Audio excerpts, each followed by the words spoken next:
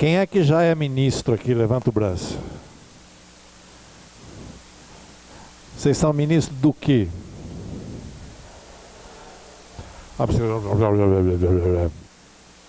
Quem é que vai ser ministro? Levanta o braço. Vocês vão ser ministros de quê? Vocês falam tudo atrapalhado. Vocês vão ser ministros da igreja. E vocês são ministros da igreja. Então quando eu pergunto, vocês são ministros de quê? Vocês são ministros da igreja. Porque vocês não são ministros daquilo que vocês fazem. Aquilo que vocês fazem é a função que vocês realizam.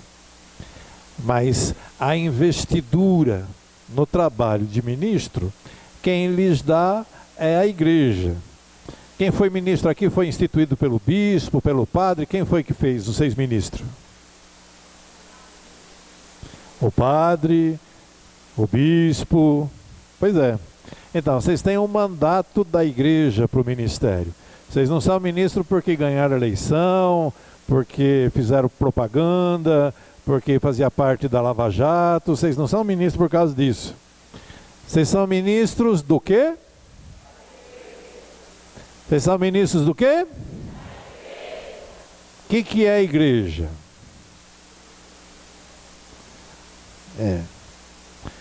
Esse é o nosso papo hoje. Esse é o nosso papo hoje. O que é igreja? Vocês são ministros da igreja. O que é isso? Então, ó, a igreja, quando a gente pensa em igreja, a gente normalmente pensa no templo, né? Quando você sai de casa, você fala, vou para a igreja. Então a gente pensa no templo. Quando a gente quer falar da igreja, a igreja pensa isso, a igreja pensa aquilo, a igreja ensina isso, aquilo. Nós estamos pensando normalmente em quem? No Papa, no bispo, nos padres. Então, quando a gente fala igreja, a gente pensa no templo ou pensa no Papa, tá? A igreja não se define a partir da estrutura, a partir da roupa, a partir das cores. A igreja se define a partir do Evangelho de Jesus Cristo. Então, nós somos igreja porque nós nos reunimos a partir e em torno do Evangelho de Jesus Cristo. Então, nós somos igreja porque nós acreditamos na boa notícia que Jesus traz. Vocês sabiam que Jesus trouxe uma boa notícia, não? Sabia, né? É por isso que vocês estão aqui, né? Vocês estão meio com medo de responder minhas perguntas, ou porque elas são muito infantis, ou porque vocês estão achando que tem uma pegadinha atrás, né? Às vezes tem mesmo. Então, vocês sabem que Jesus trouxe uma boa notícia e nós nos reunimos por causa dessa boa notícia de Jesus. Vocês têm a Bíblia? Trouxeram a Bíblia? Então abre. Então abre. Abre no Evangelho de São Marcos. Evangelho de São Marcos.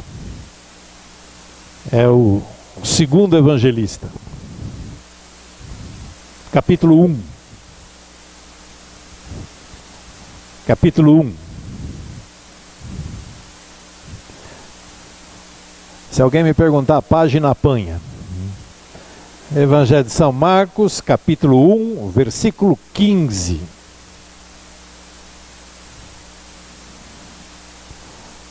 Capítulo 1, versículo 15. O que é que está escrito? O tempo se cumpriu, chega de esperar, não é para daqui a 10 anos, é já. O tempo se cumpriu, o tempo da espera se cumpriu, e o reino de Deus está chegando. Então, vocês se preparem e acreditem que isso é uma boa notícia. A chegada do reino de Deus é a boa notícia que Jesus trouxe. Então, qual é a boa notícia que Jesus trouxe? Reino de Deus. O que é reino de Deus? É boa notícia, tá certo? Boa, essa é legal. Na boa, na boa. Toma cego. Essa foi. Não, o que significa reino de Deus? Achei a pergunta certa agora. O que significa reino de Deus? Não, vocês viram? Reino não é um lugar simplesmente, mas é um jeito de viver governado por Deus. Então, quando Deus governa, a gente vive de determinada maneira. Que a gente aprendeu na catequese da primeira comunhão, dizer que a gente vive de acordo com a vontade de Deus. A gente obedece os mandamentos de Deus. Então, quem é que bota os mandamentos para a gente cumprir? O rei. Quem é que dá a vontade dele para a gente fazer? O rei. Quem é o rei? É Deus, porque é ele que governa o reino. Então, reino é menos um lugar e mais um jeito da gente viver. Por isso que o reino de Deus é de fraternidade, por isso que o reino de Deus é de perdão, por isso que o reino de Deus é de justiça, por isso que o reino de Deus é de misericórdia. Essas coisas não são palavras, essas coisas são jeitos da gente se relacionar. Então, sabe aquela que você tem vontade de esganar a vizinha? É reino de Deus isso? Não. Não. Sabe aquela que você tem vontade de fazer bum no mundo? Vai estar tudo errado, essa porcaria vai... É reino de Deus isso? Não, não é. O que é reino de Deus?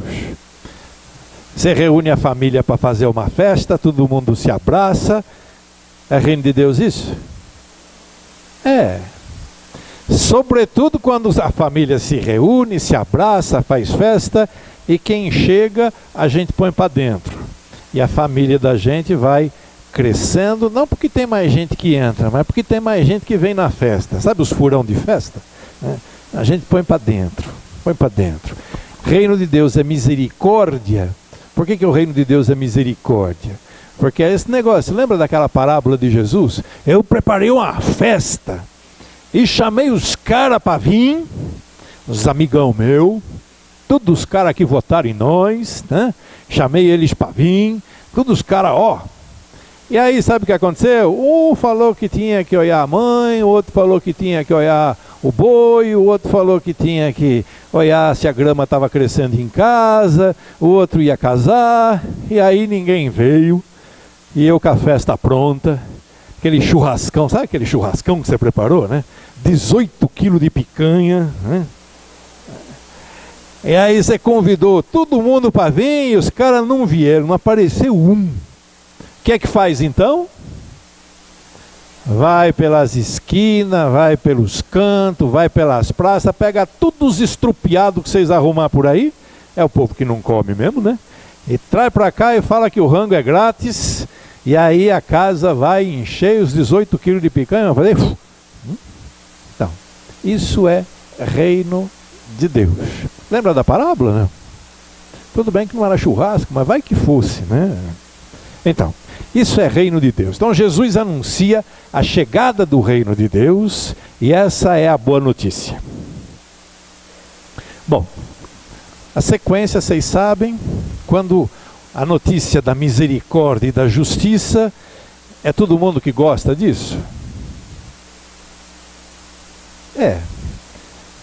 Não acho não. Se eu falo assim, gente, no mundo todo mundo é igual. Vocês são pais e mães, não são? Vocês têm filhos, não tem? A maioria de vocês tem filhos. Tem umas que não tem e tal, tudo bem, espera um pouco. Tá. Mas vocês que têm filhos e filhas, vocês gostam de todos eles iguais? Do mesmo jeito? todos eles têm o mesmo direito? Vocês preparam o almoço, se eles chegam em casa, eles podem almoçar? Ou tem um que você vai falar assim, você não pode porque você é feio. Então, aí vem Jesus e diz, no reino todo mundo é igual, vocês são todos iguais, porque vocês são todos irmãos, e se vocês são todos irmãos, vocês têm os mesmos direitos. Vocês sabem que tem gente que não gosta dessas conversas, né? Não sabe? Vocês sabem que tem gente que se acha, né? Tem gente que se acha mais gostoso que os outros, né? Se acha mais bonito que os outros, se acha que tem direito, os outros não têm. Sabe aqueles caras que chegam na fila do banco e acham que o banco é dele, né? Aqueles caras que entram no metrô e sentam, não importa onde, porque o banco é dele, né? Aqueles caras que fala, bate panela, depois para em fila dupla no trânsito, né? Que acha que pode parar em vaga de deficiente, porque é só um minutinho só, né? Não, os caras... Então, vocês sabem que tem uns que não gostam dessa história que todo mundo é igual. Vocês vão lá na Paulista, né, e entra no prédio da Fiesp e grita lá que vocês têm os mesmos direitos que os donos da Fiesp lá. Sabe o que vai acontecer com vocês, né?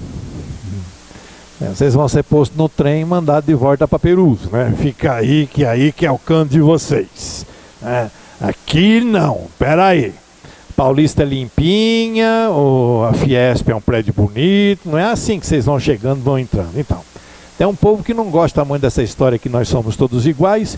O que é que esse povo fez quando escutou Jesus falar que nós somos todos iguais? Quando Jesus falou, vocês são todos iguais, é um povo que não gosta. Esse povo que não gosta fez o que com ele? Crucificou. Não é com o braço só. Então, as pessoas que não querem saber de reino, que preferem o império, sabe qual é a diferença de reino e império, né? O reino de Deus, nós somos todos iguais. O império romano, os imperialistas, os de cima manda e os de baixo... A gente até aprendeu o ditado que diz, manda, obedece. Então, essa é a postura do império, onde tem poucos que mandam em muitos e vivem às custas de muitos. Então, esses que não querem a mudança da ordem, mandam crucificar Jesus.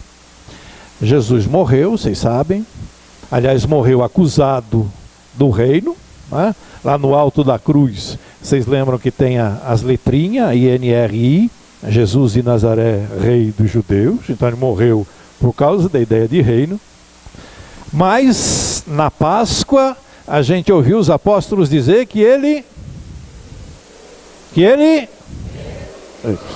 vez em quando eu faço vocês gritar que é para ver se acorda, tá legal? Jesus ressuscitou.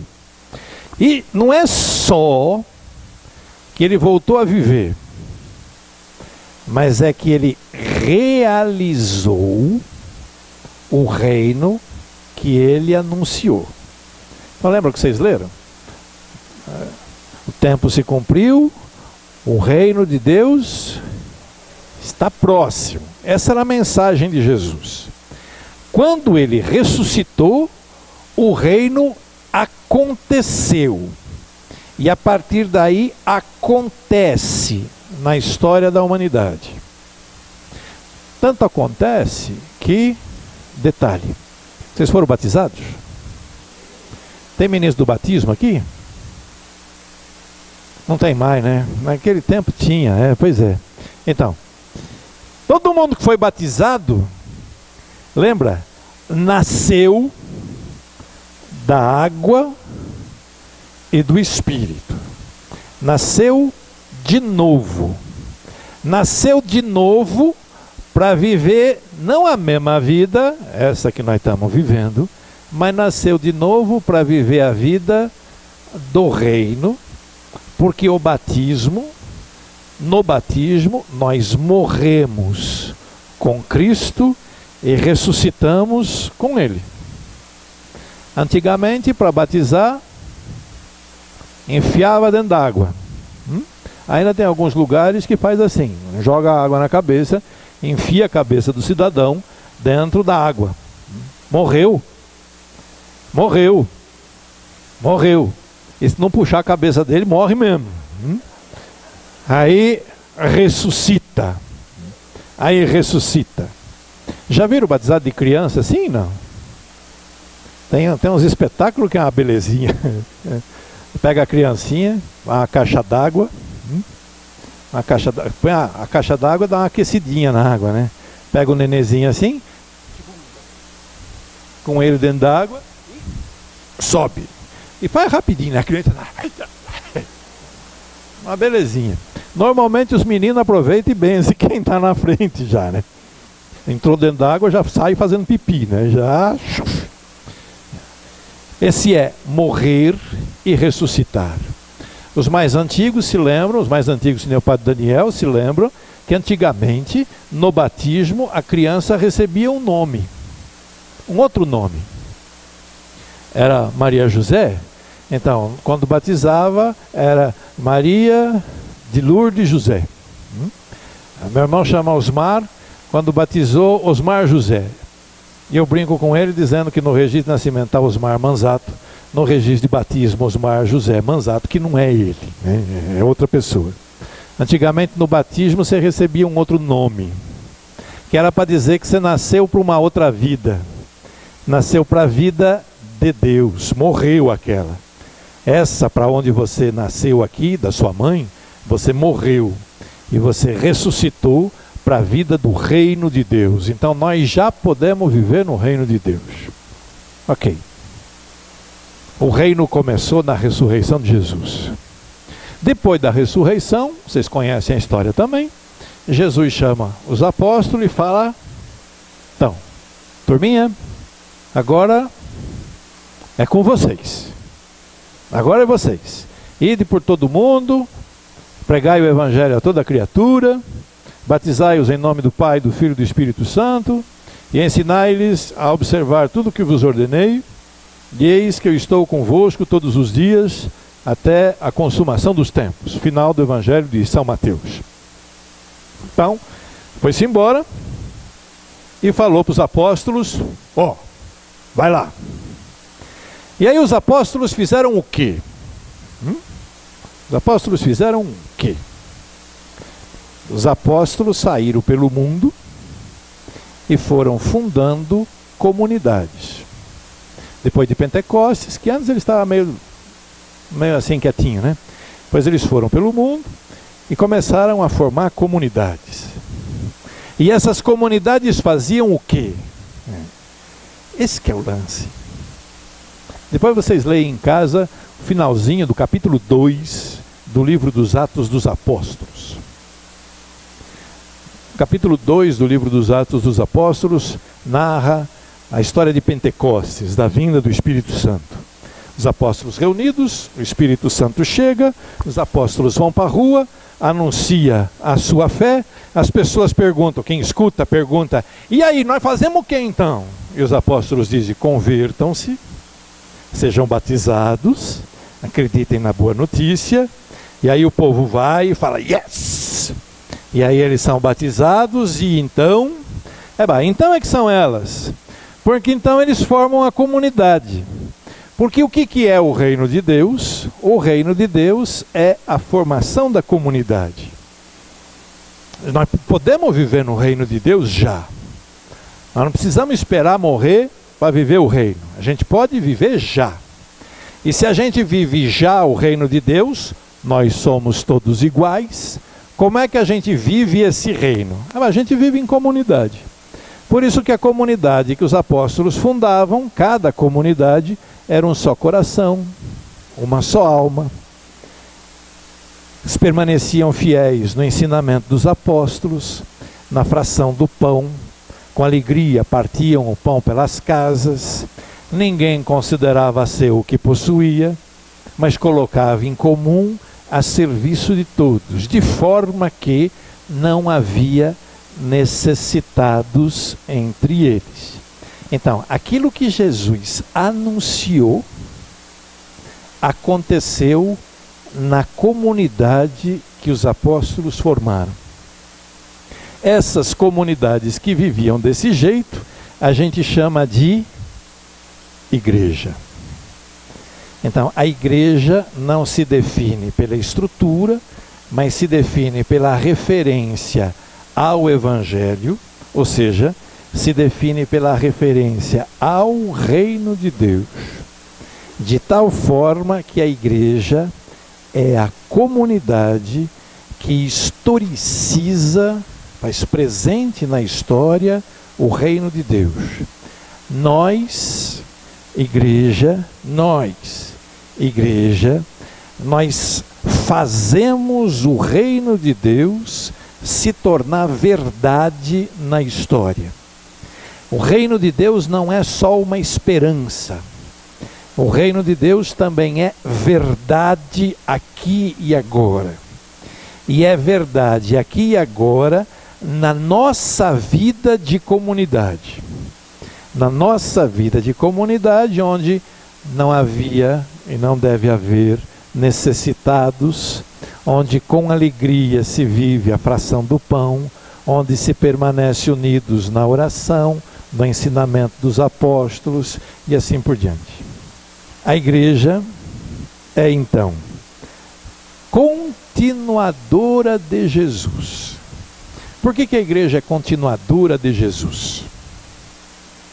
Porque se Jesus veio dizer que o reino está próximo e fez o reino acontecer, o que a igreja faz?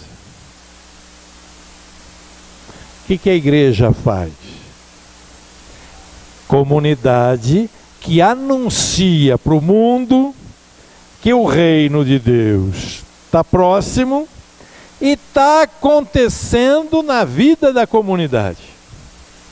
Então, as nossas comunidades cristãs, as pessoas de fora, as pessoas da China, da Áustria, da Alemanha, de Jundiaí, olhando para nós, eles dizem: esse é um sinal do reino de Deus. Vejam como eles se amam. E esse é o sinal de que o reino de Deus não é uma utopia, o reino de Deus não é uma esperança sem sentido, o reino de Deus não é futuro, mas o reino de Deus é realidade. Por isso nós continuamos Jesus. Vocês já ouviram falar? Vocês já ouviram falar que a igreja é o corpo de Cristo, não é mesmo? Já ouviram falar isso? Vocês lembram da historinha da ressurreição? Quase que eu derrubo o negócio aqui. Vocês lembram da historinha da ressurreição do domingo de Páscoa? Quando as mulheres vão ao túmulo, está aberto, e elas saem correndo e vão contar para os apóstolos. E aí vem correndo Pedro e o discípulo amado, eles vêm correndo para ver o que aconteceu. Eles entram, quer dizer, o discípulo amado chega, Pedro entra no túmulo, depois o outro discípulo entra, e eles veem o que ali? Ali está o corpo de Jesus. Onde que está o corpo de Jesus?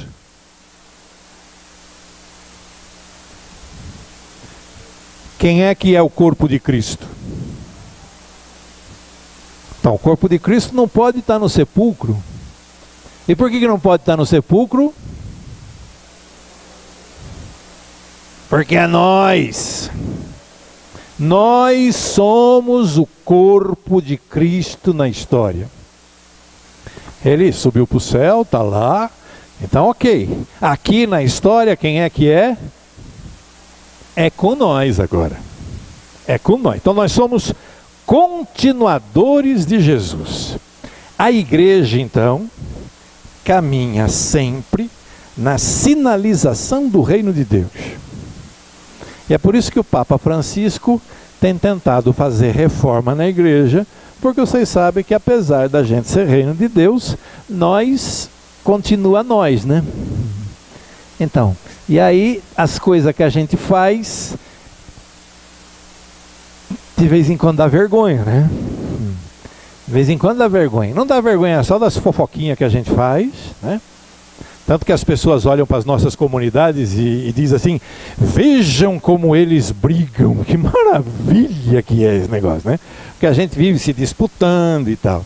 A igreja tem seus problemas, né? Vocês já ouviram falar de desvio de dinheiro, vocês já ouviram falar de pedofilia, vocês já ouviram falar de carreirismo. Tem gente que acha que o brilho da roupa é mais importante do que a construção da fraternidade. Então vocês sabem dos nossos pecados, a gente os conhece, e é por isso que a gente caminha na sinalização do reino. Enquanto a luz está verde, nós vamos indo. E a luz está verde quando a gente vive a misericórdia, quando a gente vive a fraternidade, quando a gente vive o perdão.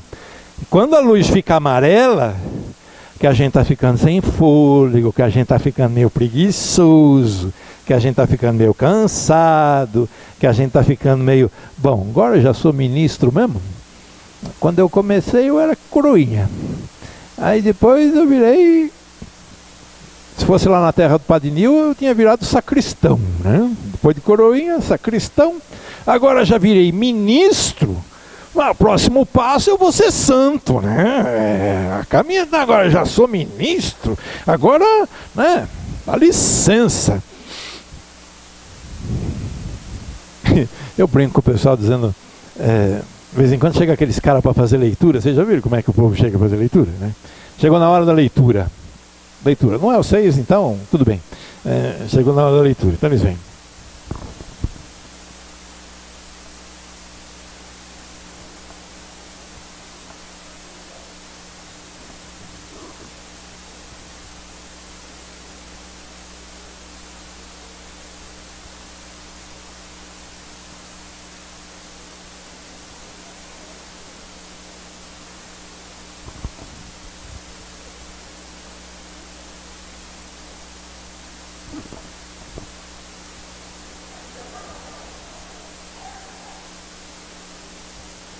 Leitura da carta de São Paulo aos Hebreus. Hebreu eu não sei quem é, né? De vez em quando eu fico perguntando se o cara quer ler ou ele quer aparecer, né? Chamando a atenção, todo mundo, né, com toda essa cerimônia, que é para o povo ver que é ele, né? Mas um pouquinho tinha que acender uns brilhantes, assim, uns pisca-pisca para dizer que... Então...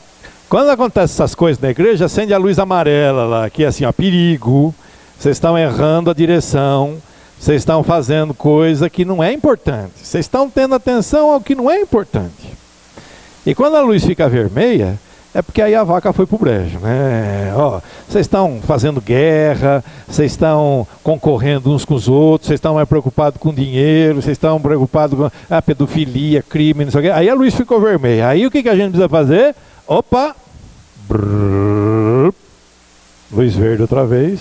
Aí a gente começa a andar. Então somos continuadores de Jesus que caminhamos na direção da luz do reino de Deus. Reino que a gente realiza na história. Acho que está na hora de mudar de slide. Então, comunidade, vocês sabem que não é um negócio assim. Comunidade não é uma palavra. Só comunidade de escola de samba, que é uma palavra. A comunidade é concreta. Concreta. É nós com nós. Sabe? Quem é que se reúne na comunidade de São João Batista? É nós. Quem é que se reúne na comunidade Nossa Senhora das Graças? Tem aquelas pessoas com aquelas caras. Quem é que se reúne na comunidade Santa Rosa? É aquele pessoal. Quem é que se reúne na São Mateus, na São José? São aquelas pessoas. Então, a comunidade é sempre situada e nós somos igreja com o pé no chão. Com o pé no chão. E nós, nenhum de nós é igreja sozinho. Nós somos comunidade. Por isso, quando a gente reza o credo, nossa profissão de fé, quando a gente diz o que a gente crê, a gente diz que a gente crê na igreja. Lembra? Creio no Espírito Santo. Creio na igreja. Quer dizer, eu creio em igreja. Eu creio como igreja. E mais, é a comunidade reunida que é referência para a fé que a gente professa, para a verdade que a gente afirma, para as coisas que a gente realiza. Então, uma das coisas mais difíceis para nós é a gente conseguir fazer as coisas juntos. E, no entanto, é isso que define se aquilo que a gente faz é verdade, é bom ou não. A nossa fé, ela é afirmada em comunidade. Ninguém crê naquilo que quer. Aquilo que a gente crê é definido em comunidade. Aquilo que a gente faz é definido em comunidade. A comunidade, então, não é um conceito. A comunidade é uma realidade. A gente se junta para fazer assembleia, a gente se junta para fazer planejamento, a gente se junta para discutir se tem dinheiro, se não tem dinheiro para pagar a conta de luz. A gente se reúne para discutir o que acontece na vida. Sempre como comunidade. Essa comunidade é igreja. Então, ó, cada uma das nossas comunidades não é um pedaço da igreja. A gente só é igreja quando a gente se junta com os outros. Não. Cada uma das nossas comunidades é uma porção do povo de Deus naquele bairro, naquele lugar, naquela rua.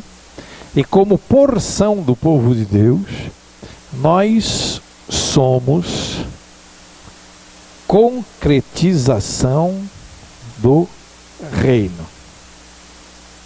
Estão me acompanhando? Não. Tá. Então eu vou lembrar para vocês agora 5 coisinhas que faz a gente ser igreja. Sem essas 5 coisinhas, não tem igreja. Então, primeiro, o que é que faz a gente ser igreja? Primeiro, nós temos a mesma fé. Se a gente não tiver a mesma fé, nós não somos igreja. Nós podemos ser um grupo de amigos, nós podemos ser gente que se dá muito bem, nós podemos ser um grupo de vizinho muito legal, a gente pode de vez em quando combinar umas festas, a gente pode de vez em quando fazer uns trem junto, a gente pode ser pessoa muito boa. Mas não é igreja se a gente não tiver a mesma fé. E qual é o centro da nossa fé? Não apenas dizer que nós somos Pai, Filho e Espírito Santo, mas o centro da nossa fé é a afirmação na encarnação de Jesus e na realização do reino na sua morte e ressurreição. Esse é o coração da nossa fé. E por isso a gente organiza a nossa fé, conhece a nossa fé, é o que eu chamei de dogma. A gente conhece a nossa fé. A gente cuida que os outros aprendam a nossa fé, é a questão da catequese, e a gente celebra a fé na liturgia. Se a gente não tem a mesma fé, se a gente não transmite a fé, se a gente não celebra a fé, se a fé é uma bobagem, se a gente não se preocupa em conhecê-la melhor, a gente não vive igreja. Então, primeira coisa para ser igreja, professar a mesma fé.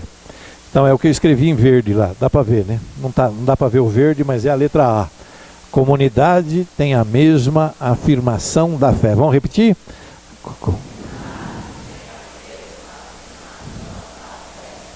Na letra B agora.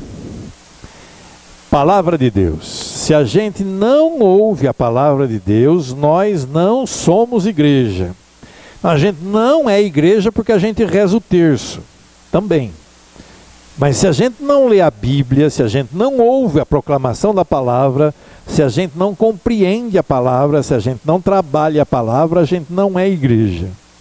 Então, comunidade unida na afirmação de fé. 2, referência à palavra de Deus. A gente tem que ouvir, a gente tem que estudar, a gente tem que proclamar a palavra de Deus. Nós não somos amiguinhos, nós nos reunimos para ouvir a palavra de Deus que nos alimenta. A letra C, serviço da caridade. Lembra aquela história das primeiras comunidades, onde não havia necessitados entre eles, onde eles tinham tudo em comum? Se a gente é comunidade só para rezar, gente, nós não somos igreja. Nós podemos ser uma comunidade de oração, mas não igreja. Porque como igreja a gente se preocupa com a fraternidade. E a fraternidade em todos os sentidos, na caridade para quem precisa, nas relações pessoais, na organização das pastorais sociais, na preocupação com os mais sofridos, na preocupação com a transformação da sociedade, referência ao serviço da caridade. Sem caridade a gente não é igreja, sem amor a gente não é igreja. Então, fé, palavra de Deus, caridade. Quarto, sacramentos. A prática dos sacramentos. Aliás, tanto a prática dos sacramentos, dos 7 sacramentos, como também a preocupação com a oração, a preocupação com a espiritualidade, a preocupação com o crescimento da espiritualidade, a preocupação com as devoções, com a liturgia, com os grupos de oração, e aí entra rezo do terço, novena, visitas ao Santíssimo Sacramento, enfim, aquela série de comportamentos religiosos que nos remetem ao cultivo da vivência da espiritualidade em relação à prática da caridade, à vivência da palavra de Deus e à afirmação da mesma fé. E por fim, e último, de vez em quando tem umas graças aí no meio. Isso. Ministérios. Ministérios. Não existe igreja se não houver ministérios. Olha que eu estou dizendo que não existe igreja se não houver ministérios. E não se não houver ministros. Mas se não houver ministérios. A chefia dos ministérios, a raiz dos ministérios, a fonte, a palavra que eu procurava, a fonte dos ministérios é o bispo. Por que é o bispo? Porque ele é sucessor dos apóstolos. Vocês lembram que os apóstolos são os que continuaram Jesus, né? Então, o bispo é a fonte dos ministérios. Por isso o bispo trabalha em relação com o padre. Ele delega ao padre uma série de atividades. Quando o bispo está na igreja, quem é que celebra a missa? O bispo. Quando está o padre e o bispo, quem é que celebra? O bispo. O padre recebe delegação do bispo para exercer o ministério numa paróquia, algumas comunidades. Esse faz o padre. E o padre, transmitindo esse mandato, pode, em nome da comunidade, delegar serviços aos ministros. Esses serviços são isso que a palavra diz: serviços. Não existem apenas ministérios ligados à liturgia. Ministério da Eucaristia, da distribuição da comunhão, Ministério da Palavra, Ministério da Oração, do acolhimento, ou das exéquias, enfim. Não são apenas esses os ministérios da igreja. Ministérios são também a catequese, a administração, as visitas, a coordenação pastoral, a elaboração pastoral, as atividades de pastoral social. Isso também são ministérios, porque são serviços desenvolvidos em benefício da comunidade. Mamães, vocês que são mamães, vocês cozinham, vocês fazem o jantar, vocês cozinham. Cozinhar é um serviço que vocês fazem para a família de vocês, não é? Quando vocês estão sozinhos em casa, todo mundo foi viajar, lhe deram uma semana de sossego, desapareceu todo mundo, você está sozinho em casa, maravilha. Você vai cozinhar todo dia? Você entendeu? É serviço que você faz. Aliás, quando você cozinha, você faz tão automático as coisas, você prepara e tal, serve todo mundo come, vai embora e pronto. E você não fica chorando porque ninguém falou que estava uma delícia. Porque se você for esperar a rapaziada dizer que está gostoso, você morre velha e ninguém falou nada, né? É raro quando diz assim, nossa, tá uma delícia. Você fala, aí lá vem crítica, será que eu errei no sal? Então, serviço. Serviço. Aí o marido ou a criançada levanta a mesa, pega os pratos, vai lavar, ninguém nem precisou mandar, ninguém nem fez nada. Parece que é história de novela, né? Então, eles levantaram, pegaram as coisas, foram lavar, lavaram, guardaram, pronto, ninguém mais fala nada. Isso é um serviço na família. Aí alguém levanta, vai lá, pega o lixo, que hoje é dia de botar o lixo para fora, amarra o saco, não sei o que, põe lá para o lado. É um serviço.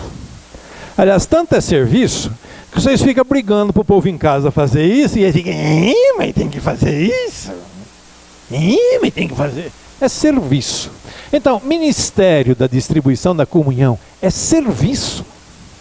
Você ajuda as pessoas a comer. Você já ajudou alguém a comer? Então, é isso que o ministro da comunhão faz. Ajuda a comer. Você já ajudou alguém a ler? É isso que o ministério da palavra faz. Então, é uma ajuda, é um serviço. Então, para haver igreja, 5 coisas, enche a mão. Fé, palavra de Deus, caridade, sacramentos, ministério. Vamos lá? Fé,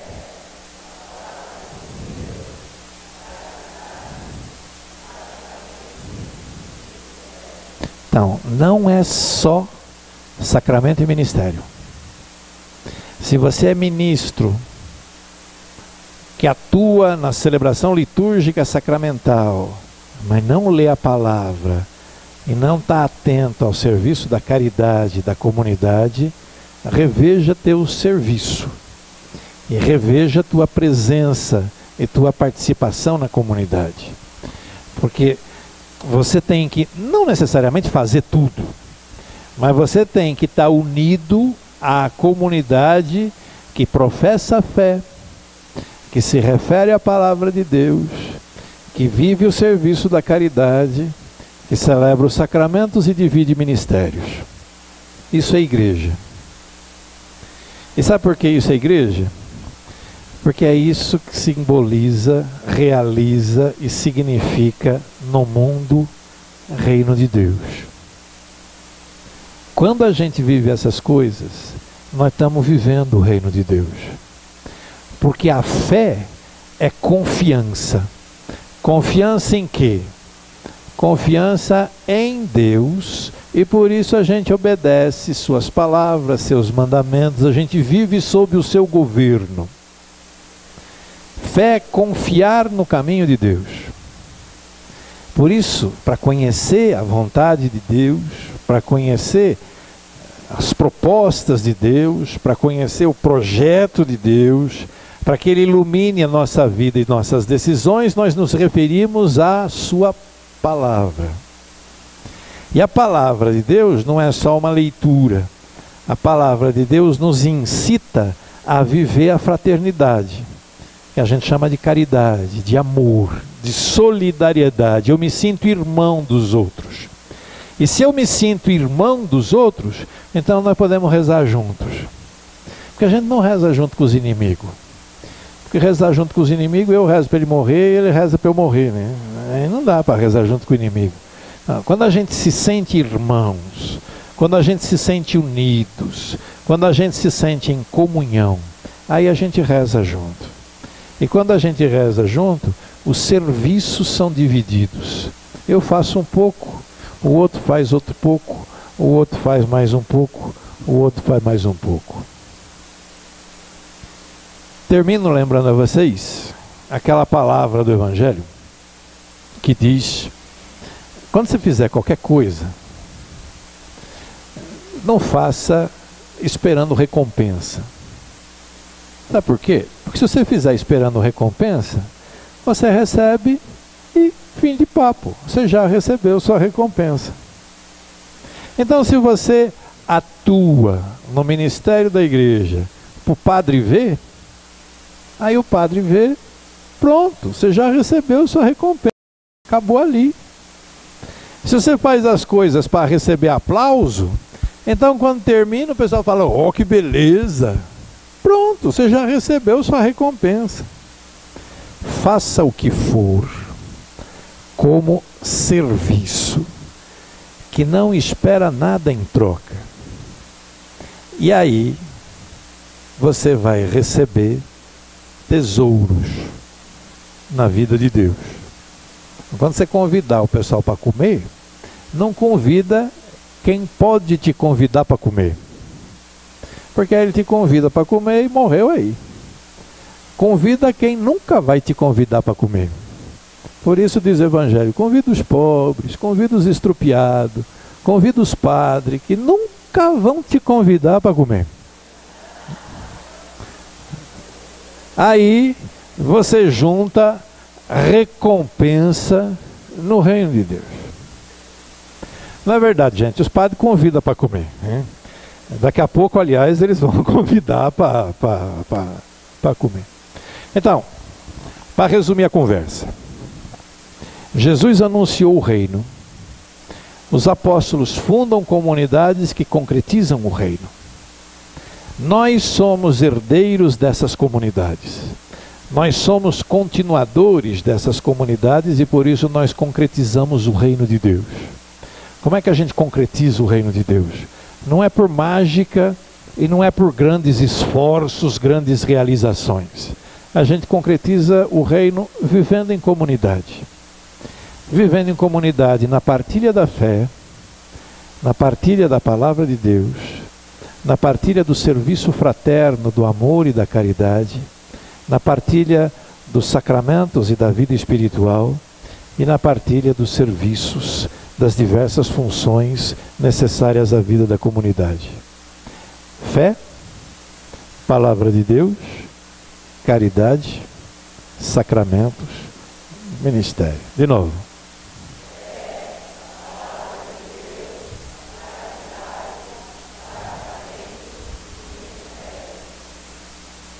Alguém quer falar alguma coisa?